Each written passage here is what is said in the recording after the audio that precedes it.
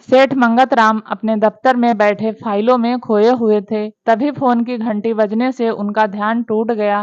Phone उनके secretary का था। उसने बताया कि अनीता नाम की एक औरत आपसे मिलना चाहती है।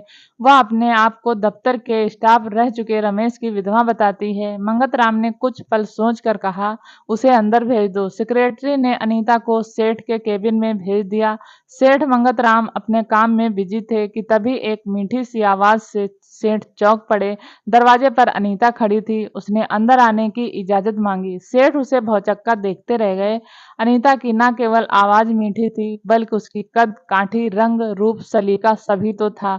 सेठ मंगतराम ने अनीता को बैठने को कहा और आने की वजह पूछी। अनीता ने उदास सूरत बनाकर कहा, मेरे पति आपकी कंपनी में काम करते थे। मैं उनकी विधवा हूँ। मेरी रोजी रोटी का कोई ठिकाना नहीं है। अगर कुछ काम मिल जाए तो आपकी मेहरबानी होगी। सेठ मंगतराम ने साफ मना कर दिया। अनीता मिन्नतें करने लगी कि वह कोई भी काम कर लेगी। सेठ ने पूछा, कहाँ तक पढ़ी हो? यह सुनकर अनीता ने अपना सिर झुका लिया।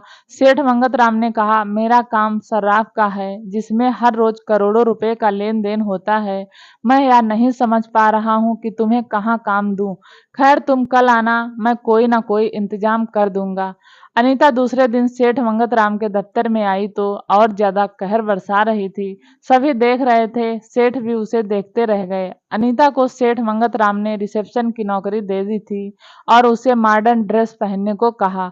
अगले दिन से ही Anita mini skirt, T shirt, jeans और खुले बालों में आने लगी। देखते ही देखते वह दफ्तर में छा गई। अनीता ने अपनी अदाओं और बर्ताव से जल्दी ही सेठ मंगतराम का दिल जीत लिया। उसका ज्यादातर समय सेठ के साथ ही गुजरने लगा और कब दोनों की नजदीकियां जिस्मानी रिश्ते में बदल गई पता नहीं चला। अनीता तरक्की की सीढ़ियां चढ़ने लगी। कुछ ही समय में वह सेठ मंगतराम के कई राज भी जान गई थी। वह सेठ के साथ शहर से भी बाहर जाने लगी थी। उनका एक बेटा था, उसका नाम राजीव था। वह अमेरिका में ज्वेलरी डिजाइनर का कोर्स कर रहा था। अब वह भारत लौट रहा था। मंगतराम ने अनीता से कहा, आज मेरी एक जरूरी मीटिंग है, इसलिए तुम मेरे बेटे राजीव को लेने एयरपोर्ट चली जाओ। अनीता जल्दी ही एयरपोर्ट पहुंची और उसने राजीव को कभी देखा नहीं था, इसलिए वह एक तख्ती लेकर रिसेप्शन काउंटर पर जाकर खड़ी हो गई। राजीव तख्ती को देखकर अनीता के पास पहुंचा और अपना परिचय दिया। अनीता ने उसका स्वागत किया और अपना परिचय दिया। उसने राजीव का सामान गाड़ी में रखवाया और उसके साथ घर चली दी। राजीव खुद बड़ा स्मार्ट था। वह भी अनीता की खूबसूरती से प्रभावित हुए बिना नहीं रह सका। अनीता का भी यही हाल दिल था। घर पहुंचकर राजीव ने अनीता से कल दफ्तर में मुलाकात होने की बात कही। राजीव दफ्तर पहुंचा तो सारे स्टाफ ने उसे घेर लिया। राजीव भी उनसे गर्मजोशी से मिल रहा था, पर उसकी आंखें तो किसी और को खोज रही थी, लेकिन वह कहीं दिख नहीं रही थी। राजीव बुझे मन से अपने केबिन में चला गया। तभी उसे झटका सा लगा। अनीता राजीव के केबिन में ही थी। वह अनीता से न केवल गर्मजोशी से मिला, उसके गालों को चूम भी लिया। अनीता गजब की लग रही थी। राजीव के चूमने का बुरा नहीं माना। इसी बीच राजीव के पिता सेठ मंगतराम वहां आ गए। उन्होंने अनीता से कहा, तुम मेरे बेटे की कंपनी के बारे में सारी जानकारी दे दो। अनीता ने हाँ में जवाब दे दिया। मंगतराम ने आगे कहा, अनीता, आज से मैं तुम्हारी टेबल भी राजीव के केबिन में लगवा देता हूँ, ताकि राजीव को कोई दिक्कत ना हो। इस तरह अनीता का अब ज्यादातर समय राजीव के साथ ही गुजरने लगा।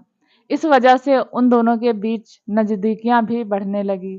आखिरकार एक दिन राजीव ने पहल कर ही दी और बोला, अनीता, मैं तुमसे प्यार करने लगा हूँ, क्या हम एक नहीं हो सकते? अनीता यह सुनकर मन ही मन बहुत खुश हुई, पर जाहिर नहीं किया। कुछ देर चुप रहने के बाद वह बोली, राजू, तुम शायद मेरी हकीकत नहीं जानते हो। मैं विधवा हूँ और तुमसे उम्र में भी 4-5 साल बड़ी हूँ। यह कैसे मुमकिन है? राजीव ने कहा, मैं ऐसी बातों को नहीं मानता। मैं अपने दिल की बात सुनता हूँ। मैं तुम्हें चाहता हूँ। इतना कहकर राजीव अचानक उठा और अनीता को अपनी बाहों में भर लिया। अनीता ने भी अपनी रजामंदी दे दी। राजीव और अनीता खूब मस्ती करते थे। बाहर खुलकर दफ्तर में छुपकर राजीव अनीता पर बड़ा भरोसा करने लगा था।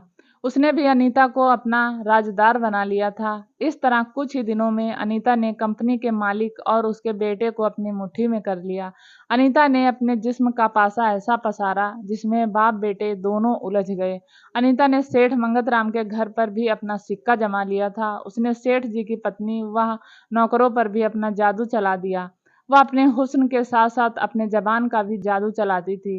एक दिन राजीव ने अनीता से कहा, मैं तुमसे शादी करना चाहता हूँ। अनीता बोली, मैं भी तुम्हें पसंद करती हूँ, पर सेठ जी ने तो तुम्हारे लिए किसी अमीर घराने की लड़की पसंद की है।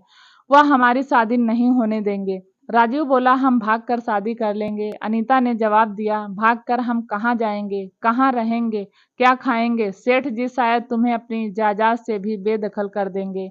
अनीता की बातें सुनकर राजीव चौंक पड़ा। सोचने लगा, क्या पिताजी इस हद तक नीचे गिर सकते हैं? अनीता ने मुस्कुराते हुए, पिछले 2 साल से सेठ जी के साथ ही हूँ, कहा। जहाँ तक मैं जानती ही हूँ, सेठ जी को आपने दौलत और समाज में इज्जत बहुत ज्यादा प्यारी है।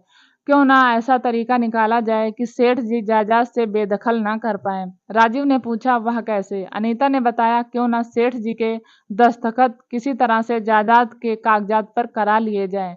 राजीव बोला, यह कैसे मुमकिन है? पिताजी का जान नहीं पाएंगे क्या? अनीता बोली, सेठ जी मुझ पर काफी भरोसा करते हैं, दस्तखत कराने की जिम्मेदारी मेरी। कुछ दिनों के बाद अनीता सेठ जी के केबिन में पहुंची तो उन्होंने पूछा, बड़े दिन बाद आई हो, क्या तुम्हें मेरी याद नहीं आई? अनीता ने कहा, दफ्तर में काफी काम था, आज भी मैं आपके पास काम से ही आई हूँ। कुछ जरूरी फाइलों पर आपके दस्तखत लेने हैं। सेठ मंगतराम बुझे मन से बिना पढ़े ही फाइलों पर दस्तखत करने लगे। अनीता ने जायदाद वाली फाइल पर भी उनसे दस्तखत करा लिए। सेठ जी ने अनीता से कहा, कुछ देर बैठ जाओ मेरी जान। फिर उससे पूछा, सुना है कि तुम मेरे बेटे से शादी करना चाहती हो। यह सुनकर अनीता चौंक पड़ी और कुछ नहीं बोली। सेठ जी ने बताया, राजीव की शादी मैंने एक रईस घराने में तय कर दी है, तुम रास्ते से हट जाओ। अनीता ने कहा, सेठ जी मैं अपनी सीमा जानती हूँ, मैं ऐसा कोई काम नहीं करूंगी जिससे मैं आपकी नजरों में गिर जाऊं। वैसे अनीता ने एक शक का बीज यह कहकर बो दिया कि शायद राजीव ने विदेश में किसी गोरी से शादी कर रखी है। सेठ जी अनीता की बातों से चौंक पड़े। यह उनके लिए नई जानकारी थी। उन्होंने अनीता को राजीव से जुड़ी हर बात की जानकारी देने को कहा। अनीता ने जायदाद पर दस्तखत कराने की योजना की कामयाबी की जानकारी राजीव को दी। वह खुशी से झूम उठा। राजीव ने अनीता से कहा, डार्लिंग, मैंने कई सारी ज्वेलरी डिजाइन की है। इन डिजाइनों की कीमत बाजार में करोड़ों रुपए है। मैं इसके बारे में अपने पिताजी को बताने वाला था, पर अब मैं इसके बारे में उनसे कोई बात नहीं करूंगा। अनीता ने जब ज्वेलरी डिजाइन के बारे में सुना तो वह चौंक पड़ी। उसने मन ही मन एक योजना बना डाली। एक दिन अनीता सेठ जी के केबिन में बैठी थी, तब उसने चर्चा करते हुए कहा, राजीव जी के पास लेटेस्ट डिजाइन की हुई ज्वेलरी है जिसकी बाजार में बहुत ज्यादा कीमत है। आपका बेटा तो हीरा है। यह सुनकर सेठ जी चौंक पड़े और बोले, मुझे तो इस बारे में तुमसे ही पता चला है। अब तुम राजीव की पूरी बात बताओगी। अनीता ने कहा, ठीक। साथ ही राजीव जी आपसे खफा होंगे, इसलिए उन्होंने इस सिलसिले में आपसे बात नहीं की। अनीता ने चालाकी से सेठ जी के दिमाग में यह कहकर शक का बीज बो दिया कि शायद राजीव अपना कारोबार खुद करेंगे। सेठ जी चिंतित हो गए। वह बोले, अगर ऐसा हुआ तो हमारी बाजार में साख गिर जाएगी, इसे रोकना होगा। अनीता ने कहा, सेठ जी अगर डिजाइन ही नहीं रहेगा तो आप खाक कारोबार कर पाएंगे? सेठ जी ने पूछा, तुम क्या पहेलियां बुझा रही हो? मैं कुछ समझा नहीं। अनीता ने मुस्कुराते हुए कहा, सेठ जी अगर वह डिजाइन किसी तरह आपके नाम हो जाए तो आप राजीव को अपनी मुट्ठी में कर सकते हैं। यह होगा कैसे? सेठ जी ने पूछा। अनीता बोली, मैं करूंगी यह काम। राजीव जी मुझ पर भरोसा करते हैं, मैं उनसे दस्तखत ले लूंगी।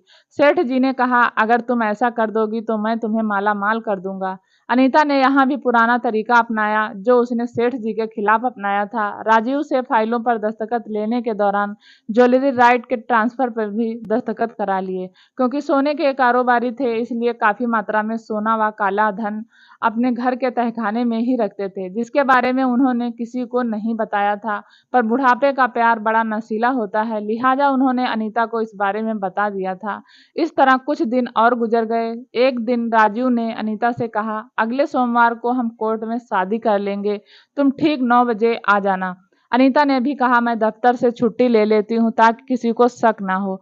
फिर अनीता सेठ जी के पास गई, उन्हें बताया सोमवार को राजीव कोर्ट में किसी विदेशी लड़की से शादी करने जा रहा है, मुझे उसने गवाह बनने को बुलाया है। सेठ जी गुस्से से आग बबूला हो गए।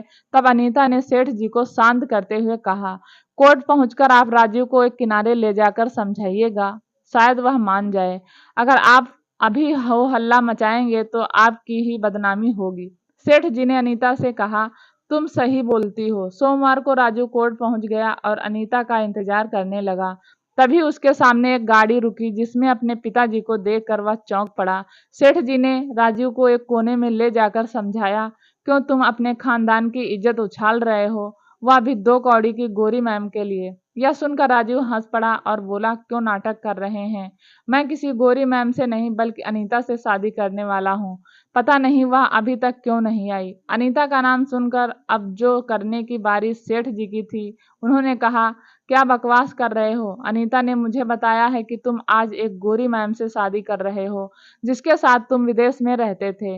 राजू ने चिल्लाते हुए कहा, आप क्यों अनीता को बीच में घसीट रहे हैं, मैं उसी से शादी कर रहा हूँ। सेठ जी को अब माजरा समझ में आने लगा कि अनीता बाप बेटों के साथ डबल गेम खेल रही है।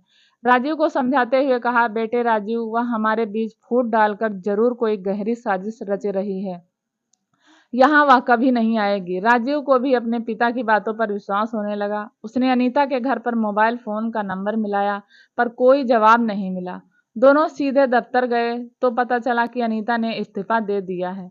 दोनों सोचने लगे कि आखिर उसने ऐसा क्यों किया। कुछ दिनों बाद जब सेठ जी को कुछ सोने और पैसों की जरूरत हुई तो वे अपने तहखाने में गए थे। तहखाना देखकर वे दंग रह गए क्योंकि उसमें रखा करोड़ों रुपए का सोना और नकदी गायब हो चुकी थी। सेठ जी के तो होश ही उड़ गए। वह तो थाने में शिकायत भी दर्ज नहीं करा सकते थे क्योंकि वे खुद के लफड़े में फंस सकते थे। सेठ जी ने यह सब अपने बेटे राजीव को बताया। राजीव ने कहा, कोई बात नहीं, मेरे पास कोई डिजाइन किए हुए कॉपीराइट्स हैं, मैं उन्हें बेचने पर काफी पैसे मिलेंगे। पर यह क्या, राजू जब शहर बेचने गया तो पता चला कि वह तो 12 महीने पहले किसी को करोड़ों रुपयों में बेचे जा चुके हैं। यह उनका राज राज रह गया। उस पर धोखाधड़ी का केस दर्ज हुआ। सो अलग सेठ जी ने साख बचाने के लिए अपनी कंपनी को गिरवी रखने की सोची ताकि बाजार से लिया कर चुकाया जा सके। कोर्ट ने सेठ सामने दावा किया और बाद में कागजात भी पेश किए जिसके मुताबिक उन्होंने करोड़ों रुपए बतौर कर्ज लिए थे और 4 महीने में चुकाने का वादा किया था। देखते ही देखते सेठ जी का परिवार सड़क पर आ गया। उन्होंने अनीता की शिकायत थाने में दर्ज कराई पर वह कहाँ थी किसी को नहीं पता। पुलिस ने कार्यवाही के बाद बताया कि रमेश की तो शादी ही नहीं हुई थी तो उसकी विधवा पत्नी कहाँ से आ गई। आज तक यह नहीं पता चला कि अनीता कौन थी, पर उसने आशिक मिजाज बाप बेटे को ऐसी चपत लगाई कि जिंदगी भर याद रखेंगे। कहानी कैसी लगी जरूर बताएं। ऐसी ही कहानियां सुनने के लिए चैनल को सब्सक्राइब जरूर करें। कहानी सुनने के लिए आपका बहुत बहुत धन्यवाद।